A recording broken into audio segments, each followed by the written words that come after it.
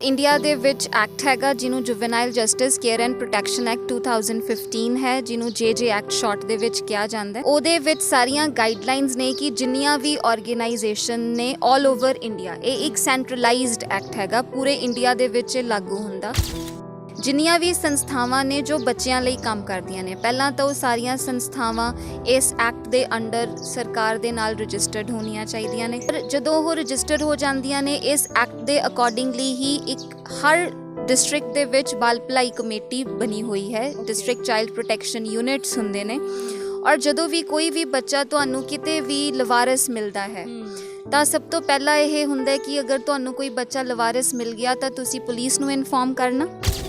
ਫਿਰ ਪ੍ਰਸ਼ਾਸਨ, ਜਿਹਨੂੰ ਬਾਲ ਭਲਾਈ ਕਮੇਟੀ ਹੈ, ਉਹਨਾਂ ਦੇ ਆਰਡਰਸ ਦੇ ਨਾਲ ਬਕਾਇਦਾ ਪੁਲਿਸ ਕਾਰਵਾਈ ਹੋ ਕੇ ਬੱਚੇ ਜਿੱਥੇ ਵੀ ਬਾਲ ਭਲਾਈ ਕਮੇਟੀ ਨੂੰ ਕੇਸ ਦੇ ਮੁਤਾਬਕ ਲੱਗਦਾ ਹੈਗਾ ਕਿ ਇਹ ਬੱਚਾ ਭੇਜ ਦੇਣਾ ਚਾਹੀਦਾ ਹੈ, ਉਹ ਰਜਿਸਟਰਡ ਸੰਸਥਾ ਦੇ ਵਿੱਚ ਉਸ ਬੱਚੇ ਨੂੰ ਭੇਜ ਦਿੰਦੇ ਨੇ। ਸਾਡੇ ਕੋਲ ਵੀ ਬੱਚੇ ਇਸੇ ਤਰ੍ਹਾਂ ਹੀ ਆਉਂਦੇ ਨੇ।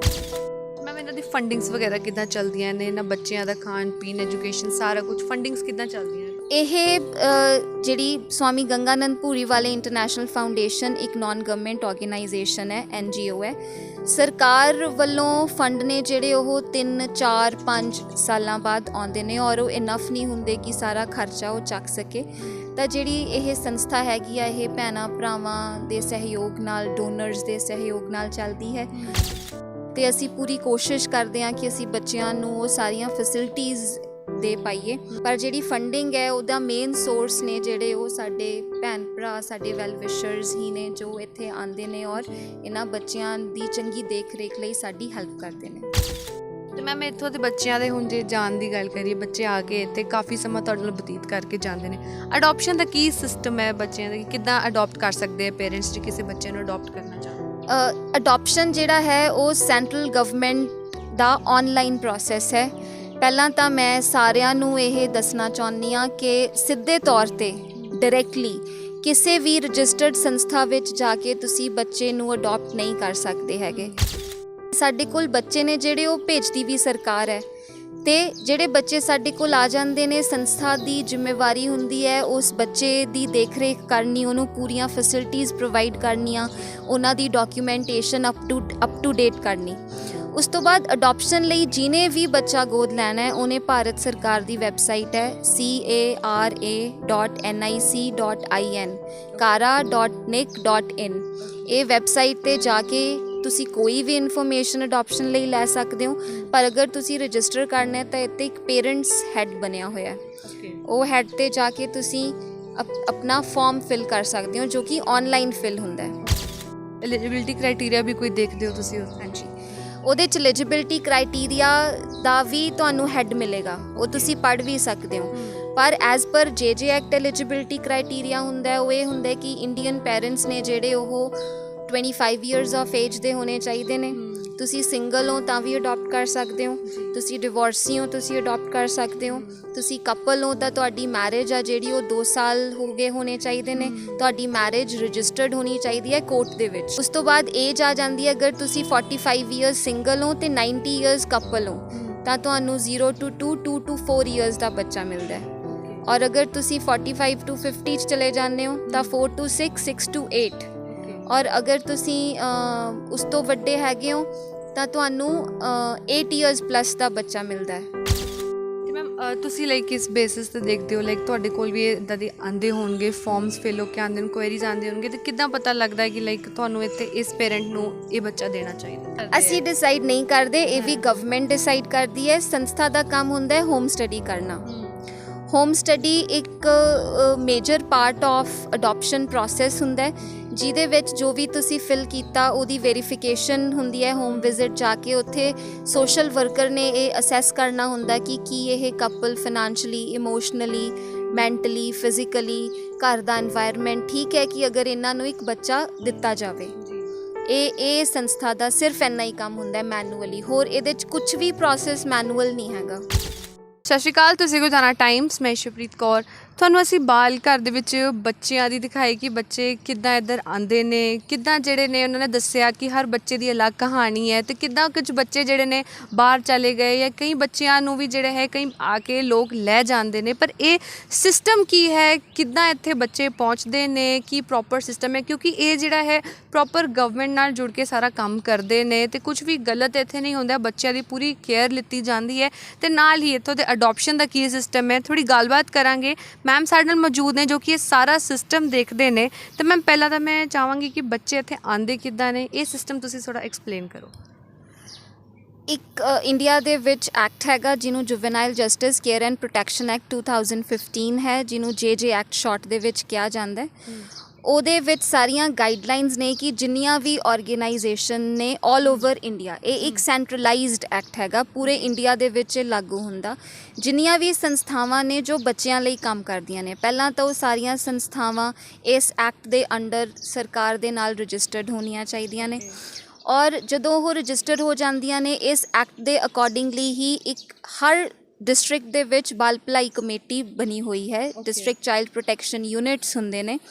ਔਰ ਜਦੋਂ ਵੀ ਕੋਈ ਵੀ ਬੱਚਾ ਤੁਹਾਨੂੰ ਕਿਤੇ ਵੀ ਲਵਾਰਸ ਮਿਲਦਾ ਹੈ ਤਾਂ ਸਭ ਤੋਂ ਪਹਿਲਾਂ ਇਹ ਹੁੰਦਾ ਕਿ ਅਗਰ ਤੁਹਾਨੂੰ ਕੋਈ ਬੱਚਾ ਲਵਾਰਸ ਮਿਲ ਗਿਆ ਤਾਂ ਤੁਸੀਂ ਪੁਲਿਸ ਨੂੰ ਇਨਫੋਰਮ ਕਰਨਾ, ਜਾਂ ਤੁਸੀਂ ਬਾਲ ਭਲਾਈ ਕਮੇਟੀ ਨੂੰ ਸਿੱਧਾ ਇਨਫੋਰਮ ਕਰ ਸਕਦੇ ਹੋ, ਜਾਂ ਤੁਸੀਂ 1098 ਚਾਈਲਡ ਲਾਈਨ ਹੈ ਜੀ, ਟੋਲ ਫ੍ਰੀ ਨੰਬਰ ਹੈ ਇਹ 1098, ਤੁਸੀਂ ਇਹਦੇ 'ਤੇ ਕਾਲ ਕਰਕੇ ਉਹਦੀ ਜਾਣਕਾਰੀ ਦੇ ਸਕਦੇ ਹੋ।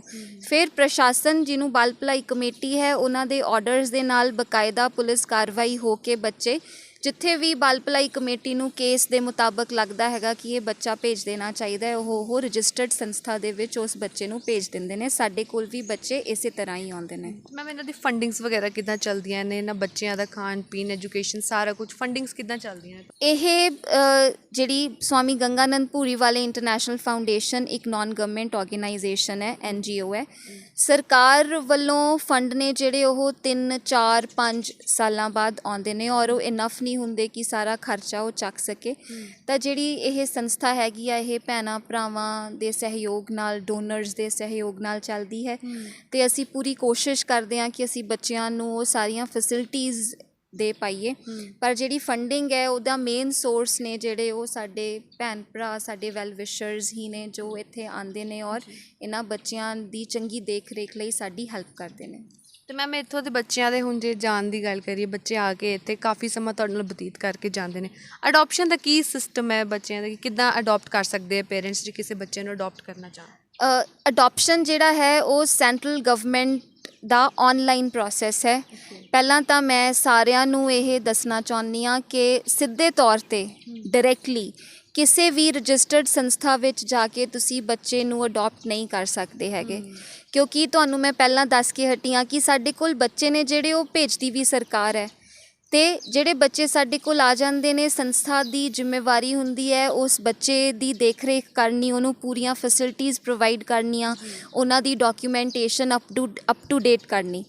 ਉਸ ਤੋਂ ਬਾਅਦ ਅਡੋਪਸ਼ਨ ਲਈ ਜਿਹਨੇ ਵੀ ਬੱਚਾ ਗੋਦ ਲੈਣਾ ਹੈ ਉਹਨੇ ਭਾਰਤ ਸਰਕਾਰ ਦੀ ਵੈਬਸਾਈਟ ਹੈ cara.nic.in kara.nic.in, ਇਹ ਵੈਬਸਾਈਟ 'ਤੇ ਜਾ ਕੇ ਤੁਸੀਂ ਕੋਈ ਵੀ ਇਨਫੋਰਮੇਸ਼ਨ ਅਡੋਪਸ਼ਨ ਲਈ ਲੈ ਸਕਦੇ ਹੋ। ਪਰ ਅਗਰ ਤੁਸੀਂ ਰਜਿਸਟਰ ਕਰਨਾ ਹੈ ਤਾਂ ਇੱਥੇ ਇੱਕ ਪੇਰੈਂਟਸ ਹੈੱਡ ਬਣਿਆ ਹੋਇਆ, ਉਹ ਹੈੱਡ 'ਤੇ ਜਾ ਕੇ ਤੁਸੀਂ ਆਪਣਾ ਫਾਰਮ ਫਿਲ ਕਰ ਸਕਦੇ ਹੋ ਜੋ ਕਿ ਔਨਲਾਈਨ ਫਿਲ ਹੁੰਦਾ ਹੈ।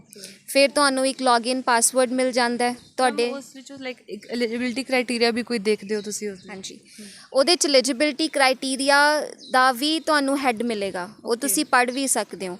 ਪਰ ਐਜ਼ ਪਰ ਜੇ ਐਕਟ ਐਲੀਜੀਬਿਲਿਟੀ ਕ੍ਰਾਈਟੇਰੀਆ ਹੁੰਦਾ ਉਹ ਇਹ ਹੁੰਦਾ ਕਿ ਇੰਡੀਅਨ ਪੇਰੈਂਟਸ ਨੇ ਜਿਹੜੇ ਉਹ 25 ਈਅਰਸ ਆਫ ਏਜ ਦੇ ਹੋਣੇ ਚਾਹੀਦੇ ਨੇ। ਤੁਸੀਂ ਸਿੰਗਲ ਹੋ ਤਾਂ ਵੀ ਅਡੋਪਟ ਕਰ ਸਕਦੇ ਹੋ, ਤੁਸੀਂ ਡਿਵੋਰਸੀ ਹੋ ਤੁਸੀਂ ਅਡੋਪਟ ਕਰ ਸਕਦੇ ਹੋ, ਤੁਸੀਂ ਕਪਲ ਹੋ ਤਾਂ ਤੁਹਾਡੀ ਮੈਰਿਜ ਆ ਜਿਹੜੀ ਉਹ 2 ਸਾਲ ਹੋ ਗਏ ਹੋਣੇ ਚਾਹੀਦੇ ਨੇ, ਤੁਹਾਡੀ ਮੈਰਿਜ ਰਜਿਸਟਰਡ ਹੋਣੀ ਚਾਹੀਦੀ ਹੈ ਕੋਰਟ ਦੇ ਵਿੱਚ, ਕੋਰਟ ਮੈਰਿਜ ਰਜਿਸਟਰਡ ਹੋਣੀ ਚਾਹੀਦੀ ਹੈ, ਇਹ ਕੰਪਲਸਰੀ ਡਾਕੂਮੈਂਟ ਹੈ। ਉਸ ਤੋਂ ਬਾਅਦ ਏਜ ਆ ਜਾਂਦੀ ਹੈ, ਅਗਰ ਤੁਸੀਂ 45 ਈਅਰਸ ਸਿੰਗਲ ਹੋ ਅਤੇ 90 ਈਅਰਸ ਕਪਲ ਹੋ ਤਾਂ ਤੁਹਾਨੂੰ 0 to 2, 2 to 4 ਈਅਰਸ ਦਾ ਬੱਚਾ ਮਿਲਦਾ ਹੈ। ਔਰ ਅਗਰ ਤੁਸੀਂ 45 to 50 'ਚ ਚਲੇ ਜਾਂਦੇ ਹੋ ਤਾਂ 4 to 6, 6 to 8, ਔਰ ਅਗਰ ਤੁਸੀਂ ਉਸ ਤੋਂ ਵੱਡੇ ਹੈਗੇ ਹੋ ਤਾਂ ਤੁਹਾਨੂੰ 8 ਈਅਰਸ ਪਲੱਸ ਦਾ ਬੱਚਾ ਮਿਲਦਾ ਹੈ। ਤੇ ਤੇ ਮੈਮ ਤੁਸੀਂ ਲਾਈਕ ਕਿਸ ਬੇਸਿਸ ਤੇ ਦੇਖਦੇ ਹੋ, ਲਾਈਕ ਤੁਹਾਡੇ ਕੋਲ ਵੀ ਇੱਦਾਂ ਦੇ ਆਉਂਦੇ ਹੋਣਗੇ ਫਾਰਮਸ ਫਿਲ ਹੋ ਕੇ ਆਉਂਦੇ ਨੇ, ਕੁਐਰੀਜ਼ ਆਉਂਦੇ ਹੋਣਗੇ, ਤੇ ਕਿੱਦਾਂ ਪਤਾ ਲੱਗਦਾ ਹੈ ਕਿ ਲਾਈਕ ਤੁਹਾਨੂੰ ਇੱਥੇ ਇਸ ਪੇਰੈਂਟ ਨੂੰ ਇਹ ਬੱਚਾ ਦੇਣਾ ਚਾਹੀਦਾ? ਪਹਿਲਾਂ ਤਾਂ ਕਿ ਇਹ ਪੇਰੈਂਟਸ ਹਾਂ ਕਰਦੇ ਅਸੀਂ ਡਿਸਾਈਡ ਨਹੀਂ ਕਰਦੇ, ਇਹ ਵੀ ਗਵਰਨਮੈਂਟ ਡਿਸਾਈਡ ਕਰਦੀ ਹੈ। ਸੰਸਥਾ ਦਾ ਕੰਮ ਹੁੰਦਾ ਹੈ ਹੋਮ ਸਟੱਡੀ ਕਰਨਾ। ਹੋਮ ਸਟੱਡੀ ਇੱਕ major part of adoption process ਹੁੰਦਾ ਹੈ, ਜਿਹਦੇ ਵਿੱਚ ਜੋ ਵੀ ਤੁਸੀਂ ਫਿਲ ਕੀਤਾ ਉਹਦੀ ਵੈਰੀਫਿਕੇਸ਼ਨ ਹੁੰਦੀ ਹੈ। ਹੋਮ ਵਿਜ਼ਿਟ ਜਾ ਕੇ ਉੱਥੇ ਸੋਸ਼ਲ ਵਰਕਰ ਨੇ ਇਹ ਅਸੈਸ ਕਰਨਾ ਹੁੰਦਾ ਕਿ ਕੀ ਇਹ couple financially, emotionally, mentally, physically, ਘਰ ਦਾ এনवायरमेंट ਠੀਕ ਹੈ ਕਿ ਅਗਰ ਇਹਨਾਂ ਨੂੰ ਇੱਕ ਬੱਚਾ ਦਿੱਤਾ ਜਾਵੇ। ਜੀ ਇਹ ਸੰਸਥਾ ਦਾ ਸਿਰਫ ਇੰਨਾ ਹੀ ਕੰਮ ਹੁੰਦਾ ਹੈ ਮੈਨੂਅਲੀ, ਹੋਰ ਇਹਦੇ 'ਚ ਕੁਝ ਵੀ ਪ੍ਰੋਸੈਸ ਮੈਨੂਅਲ ਨਹੀਂ ਹੈਗਾ। ਮਤਲਬ ਇਹ ਸਾਰਾ ਮਤਲਬ ਗਵਰਨਮੈਂਟ ਦੀ ਗਾਈਡੈਂਸ ਦੇ ਅੰਡਰ ਹੀ ਸਾਰਾ ਤੁਹਾਡਾ ਸਿਸਟਮ ਚੱਲਦਾ ਹੈ? ऑनलाइन प्रोसेस है total, start to finish online process है। एट प्रेजेंट बेटियां वास्ते 3 साल ਦੀ ਆਲਮੋਸਟ ਵੇਟਿੰਗ ਚੱਲ ਰਹੀ ਹੈ। ਓਕੇ। ਔਰ ਜਿਹੜੇ ਬੱਚੇ ਸਾਡੇ ਕੋਲੋਂ ਅਡੋਪਸ਼ਨ 'ਚ ਜਾ ਰਹੇ ਨੇ ਉਹਨਾਂ ਦਾ ਜਦੋਂ ਹੋਮ ਸਟੱਡੀ ਤੁਹਾਨੂੰ ਡਾਕੂਮੈਂਟ ਚਾਹੀਦਾ ਹੁੰਦਾ ਹੈ, ਜਦੋਂ ਮੈਂ ਉਹ ਦੇਖਦੀ ਹਾਂ ਉਹਦੇ 'ਚ ਪਤਾ ਲੱਗਦਾ ਕਿ ਇਹਨਾਂ ਦੀ 2019 'ਚ ਹੋਮ ਸਟੱਡੀ ਹੋਈ ਜਾਂ 18 'ਚ ਹੋਈ, ਯੂ ਨੋ ਉਹ ਤੋਂ ਪਤਾ ਲੱਗਦਾ ਕਿ ਬੇਟੀਆਂ ਵਾਸਤੇ 3 ਸਾਲ ਦੀ ਹੁਣ ਵੇਟਿੰਗ ਚੱਲ ਰਹੀ ਹੈ। ਤੇ ਮਤਲਬ ਵੇਟਿੰਗ ਚੱਲ ਰਹੀ ਹੈ ਬੇਟੀਆਂ ਵਾਸਤੇ, ਤੇ ਜਿਹੜੇ ਛੱਡ ਜਾਂਦੇ ਆ ਉਹਨਾਂ ਨੂੰ ਨਹੀਂ ਇਹ ਚੀਜ਼ ਪਤਾ ਲੱਗਦੀ? ਆਪਾਂ ਫਿਰ ਇਹੀ ਕਵਾਂਗੇ ਕਿ ਕਈ ਚੀਜ਼ਾਂ ਨੇ ਜਿਹੜੀਆਂ ਉਹਨਾਂ ਨੂੰ ਚੇਂਜ ਹੋਣ ਲਈ ਟਾਈਮ ਲੱਗੇਗਾ। ਜੀ ਹਾਂਜੀ, ਇਸ ਕਰਕੇ ਮੈਂ ਕਹਿੰਦੀ ਹਾਂ ਕਿ ਚਲੋ ਜੋ ਵੀ ਵਜ੍ਹਾ ਰਹੀ ਹੋਵੇ ਬੱਚਾ ਛੱਡ ਕੇ ਜਾਣ ਦੀ, ਪਰ ਇਹ ਹੁੰਦਾ ਕਿ ਬੱਚਾ ਸਾਡੇ ਕੋਲ ਆ ਗਿਆ ਤਾਂ ਸਾਨੂੰ ਪਤਾ ਹੈ ਕਿ ਸੇਫ ਜਗ੍ਹਾ 'ਤੇ ਹੈਗਾ। ਇਹ ਤੇ ਮੈਮ ਥੋੜ੍ਹਾ ਮੈਂ ਤੁਹਾਨੂੰ ਇੱਕ ਕੁਐਸਚਨ ਜਿਹਾ ਕਰਨਾ ਚਾਹਾਂਗੀ, ਲਾਈਕ ਪਿਛਲੀਆਂ ਜਿਵੇਂ ਹੁਣ ਸਾਡੇ ਪੰਜਾਬ ਵਿੱਚ ਜਿਹੜੀ ਪੰਜਾਬ ਦੀ ਗੱਲ ਕਰੀਏ, ਨਵੀਂ ਸਰਕਾਰ ਆਈ ਹੈ, ਆਮ ਆਦਮੀ ਪਾਰਟੀ ਸਰਕਾਰ ਆਈ ਹੈ, ਭਗਵੰਤ ਮਾਨ ਜਿਹੜੇ ਲੋਕਾਂ ਨੇ ਇਹਨਾਂ ਨੂੰ ਮੌਕਾ ਦਿੱਤਾ ਹੈ, ਅਤੇ ਇਹਨਾਂ ਨੇ ਕੁਝ ਅਜਿਹੀ ਤੁਹਾਡੀ ਵਰਗੀ ਸੰਸਥਾਵਾਂ ਜਾਂ ਇਹਨਾਂ ਵਾਸਤੇ ਕੁਝ ਅਜਿਹੇ ਸਟੈਪਸ ਲਿੱਤੇ? ਐਟ ਪ੍ਰੈਜ਼ੈਂਟ ਤਾਂ ਮੇਰੀ ਨੌਲੇਜ ਦੇ ਵਿੱਚ ਐਵੇਂ ਦਾ ਕੋਈ ਵੀ ਸਟੈਪ ਨਹੀਂ ਆਇਆ ਹੈਗਾ। ਪਿਛਲੀਆਂ ਸਰਕਾਰਾਂ ਨੇ ਕੁਝ ਲਿੱਤੇ ਸੀ?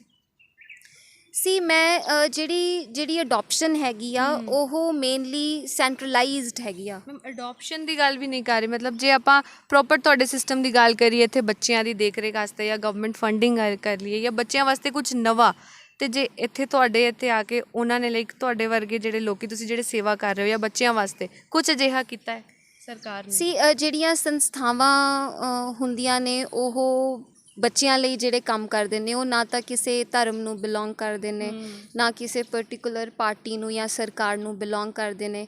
ਇਹ ਇੱਕ ਇੱਦਾਂ ਦਾ ਕੰਮ ਹੈ ਜੋ ਹਿਊਮੈਨਿਟੀ ਬੇਸਡ ਆ। ਜੀ ਇਸ ਕਰਕੇ ਡਾਇਰੈਕਟ ਸਰਕਾਰ ਨਾਲ ਜਾਂ ਕਿਸੇ ਵੀ ਪੋਲੀਟੀਕਲ ਇਸ਼ੂ ਨਾਲ ਤਾਂ ਨਾ ਸੰਸਥਾ, ਨਾ ਬੱਚੇ, ਨਾ ਬੱਚਿਆਂ ਨਾਲ ਰਿਲੇਟਡ ਕੰਮ ਨਹੀਂ ਜੁੜਿਆ ਹੁੰਦਾ ਹੈਗਾ। ਪਰ ਜਿਹੜੇ ਵੀ ਸਾਡੇ ਇਲਾਕੇ ਦੇ ਆਪਾਂ ਕਹੀਏ ਲੀਡਰ ਨੇ, ਉਹ ਚਾਹੇ ਕਿਸੇ ਵੀ ਪਾਰਟੀ ਨੂੰ ਬਿਲੋਂਗ ਕਰਦੇ ਹੋਣ, ਉਹਨਾਂ ਨੇ ਸਮੇਂ 'ਤੇ ਉਹਨਾਂ ਕੋਲ ਜੇ ਅਸੀਂ ਗਏ ਹੈਗੇ ਆ ਜਾਂ ਉਹ ਸਾਡੇ ਕੋਲ ਆਏ ਹੈਗੇ ਨੇ ਤਾਂ ਉਹਨਾਂ ਨੇ ਬਹੁਤ ਇਨਕਰੇਜਮੈਂਟ ਦਿੱਤੀ ਆ ਸਾਨੂੰ, ਬੱਚਿਆਂ ਨੂੰ ਬਹੁਤ ਪਿਆਰ ਦਿੱਤਾ ਹੈਗਾ, ਬੱਚਿਆਂ ਨੂੰ ਬਹੁਤ ਆਸ਼ੀਰਵਾਦ ਦਿੱਤਾ ਹੈਗਾ।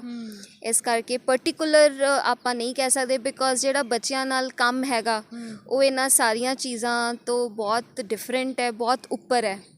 ਅਤੇ ਨਵੀਂ ਸਰਕਾਰ ਤੋਂ ਕੁਛ ਉਮੀਦ ਰੱਖਦੇ ਹੋ ਕਿ ਮਤਲਬ ਬੱਚਿਆਂ ਵਾਸਤੇ ਜਾਂ ਕੁਝ ਤੁਹਾਡੇ ਵਾਸਤੇ ਕੁਝ ਕੀਤਾ ਜਾਵੇ? ਮੈਂ ਫਿਰ ਉੱਥੇ ਹੀ ਆ ਗਈ ਗੱਲ ਕਿ ਜਿਹੜਾ ਬੱਚਿਆਂ ਨਾਲ ਕੰਮ ਹੁੰਦਾ ਉਹ ਜਿਹੜੀ ਸਰਕਾਰ ਹੈ ਉਹਦੇ ਨਾਲੋਂ ਕਈ ਚੀਜ਼ਾਂ ਡਿਫਰੈਂਟ ਹੁੰਦੀਆਂ ਨੇ। ਅਤੇ ਇਸ ਕਰਕੇ ਜਿਹੜਾ ਬੱਚਿਆਂ ਲਈ ਮੈਂ ਸਮਝਦੀ ਹਾਂ ਕਿ ਬਹੁਤ ਸਾਰੇ ਲੋਕ ਨੇ ਜਿਹੜੇ ਅੱਗੇ ਆਉਂਦੇ ਨੇ, ਅਤੇ ਮੈਨੂੰ ਪਤਾ ਕਿ ਜੇ ਕਿਸੇ ਬੱਚਿਆਂ ਨਾਲ ਰਿਲੇਟਡ ਕਿਸੇ ਵੀ ਕੰਮ ਲਈ ਜਾਂ ਕਿਸੇ ਵੀ ਇਸ਼ੂ ਲਈ ਅਸੀਂ ਸਰਕਾਰ ਨੂੰ ਅਪਰੋਚ ਕਰਾਂਗੇ ਤਾਂ ਉਹ ਇਹਦੇ ਵੱਲ ਜ਼ਰੂਰ ਧਿਆਨ ਦੇਣਗੇ। ਜੀ ਮੈਸੇਜ ਕੀ ਦੇਣਾ ਚਾਹੋਗੇ ਓਵਰਆਲ, ਜਿਵੇਂ ਤੁਸੀਂ ਦੱਸਿਆ ਬੱਚਿਆਂ ਦੇ ਇੱਥੇ ਆਉਣ ਦਾ ਅਤੇ ਅਡੋਪਸ਼ਨ ਦਾ ਸਿਸਟਮ ਪ੍ਰੋਪਰ ਐਕਸਪਲੇਨ ਕੀਤਾ, ਇੱਕ ਬਰੀਫ ਜਿਹਾ ਮੈਸੇਜ ਕੀ ਦੇਣਾ ਚਾਹੋਗੇ?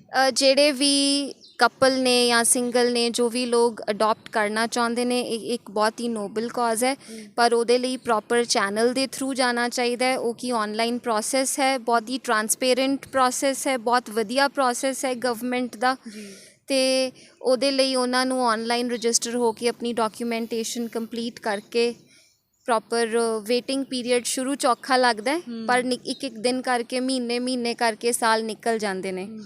ਇਸ ਕਰਕੇ ਤੁਸੀਂ ਸਾਰਿਆਂ ਨੂੰ ਇਹ ਰਾਈਟ ਹੈਗਾ ਕਿ ਹਰ ਕੋਈ ਪੈਰੈਂਟ, ਮਾਂ ਬਾਪ ਬਣ ਸਕਦਾ, ਪਰ ਪ੍ਰੋਪਰ ਪ੍ਰੋਸੈਸ ਦੇ ਥਰੂ ਜਦੋਂ ਆਪਾਂ ਸ਼ੁਰੂਆਤ ਕਰ ਲੈਂਦੇ ਹਾਂ ਤਾਂ ਆਪਾਂ ਨੂੰ ਪਤਾ ਕਿ ਉਹਦਾ ਅੰਤ ਵੀ ਵਧੀਆ ਹੀ ਹੋਏਗਾ।